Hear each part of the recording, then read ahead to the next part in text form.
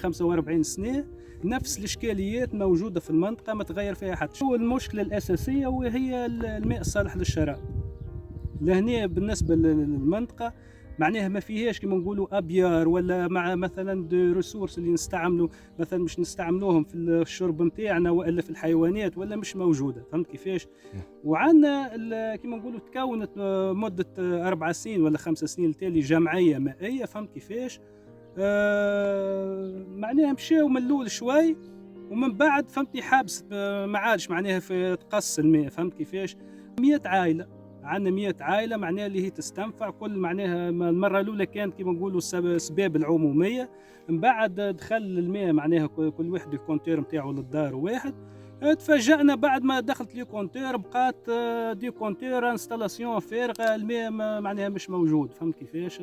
نتاع الطريق ملي كنت انا صغير يمكن شنو اللي تبدل في الأسوأ، كونه لهنا كان الافكتيف قبل نتاع العباد اكثر، كان برشا دوجين موجودين لهنا كذا، والمنطقه تعرف معناها منطقه تبدا حيه بالصغار نتاعها. فهمت كيفاش؟ تجي تو بالعكس تمشي اي دار تدخل مثلا باش تلقى راجل كبير ومراه كبيره، فهمتني، والا معناها من الجماعه اللي معناها مازالوا متشبثين بالمنطقه نتاعنا لهنا. اما حاجات اورجونس، انسان مريض مش تهزه معناها يلزمك نص ساعه من زمان، لهنا تبقى نهار تخمم باش انسان باش توصله ولا باش تكري كهرباء. حتى باش تكري كهرباء خويا وين تسكن؟ مليت، سامحني مليت ما نجمش نطلع له. هنا من الاخوات هذا حكايه 3 كيلومتر البرانسيبال قاعدين مبدئيين يرجلوا فيه. مي عباره شنو؟ عباره وصلت للعين وما شربتش. واضح ولا؟ تو انت كتخلي لي لهنا 500 متر مفصلية اللي هي تمثل إشكالية من قبل، معناها عندنا 20 عائلة تسكن لهنا. فهمتني؟ وقت تصب المطر ما عادش نجم تتحرك. الطريق نحبسوا طول، لا تمشي لا موتورات لا كراهب لا حتى شيء ما عاد يتحرك. شوية تراكتورات اللي عنده هانو يتحرك على تراكتور مثلا ما حابس الناس الكل. موتور كيما كايها يقولوا لك عندي بنية كل يوم نهز نوصلها للأخوات. كان برد نخلة ميت، كان طبعا نخلة مرمد أنا وهي. ناخذوا غاديك نهزلها الدش منا نبدلوا غاديك والتعب ديما موجود. هاي نوصلها هي ونرجع نهز زبادنا على الموتور ونزيد نرجع للأخوات. هاي العباد كلها يوميا يوميا زباد مش يعمل طياب وشربان وما يعجبهمش.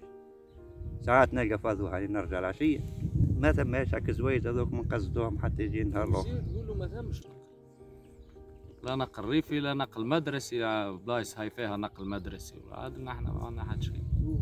الماء نجيبوا بالواحد، اما نجيبوا عنا سيتيرنا، نجيبوا سيتيرنا كبيرة، سيتيرنا تعبى ب 40 ب 50 دينار باش يجيبها لك تراكتور. واللي عنده حيوانات كيف تعب، الناس كلها تعبة في الماء. الماء بالنسبة للماء مشكلة كبيرة ياسر، أكبر مشكلة هي الأساسية هي الماء، سيرتو في الصيف. في الصيف حتى في الأخوات يقص الماء، تمشي مش تعبي وتطلب مش ورا بعض.